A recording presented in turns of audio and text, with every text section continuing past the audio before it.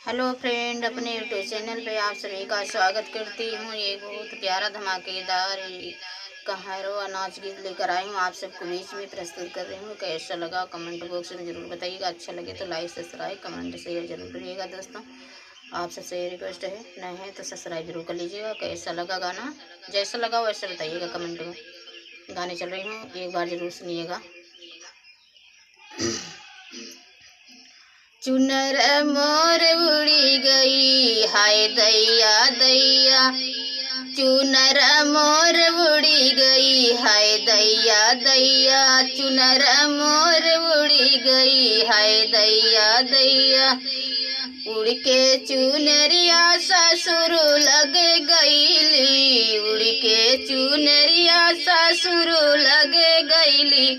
शरमा मोरे लाग गई, हाय दैया दैया। शरमा मोरे आई गई, हाय दैया दैया। चुनरा मोर उड़ी गई, हाय दैया दैया। चुनरा मोर उड़ी गई, हाय दैया दैया। उड़ के चुनरिया जेठ लगे पहुँची, उड़ के चुनरिया जेठ लगे पहुँची। राही मोरी छूट गई, हाय दैया दैया।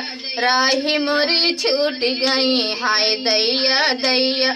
चुनरा मोर उड़ी गई, हाय दैया दैया।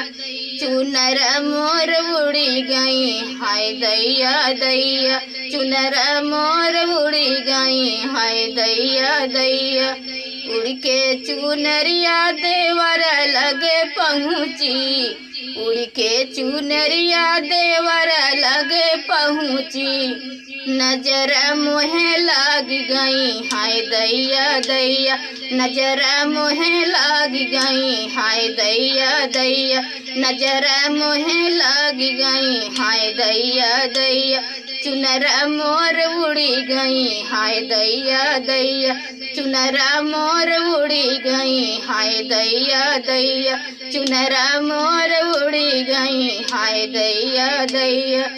उड़ के चुनरिया बलम लगे पहुँची, उड़ के चुनरिया बलम लगे पहुँची। उड़ के चुनरिया बलम लगे पहुँची। दिलवा मिल गई, हाय दैया दैया। दिलवा मिल गईले, हाय दैया दैया।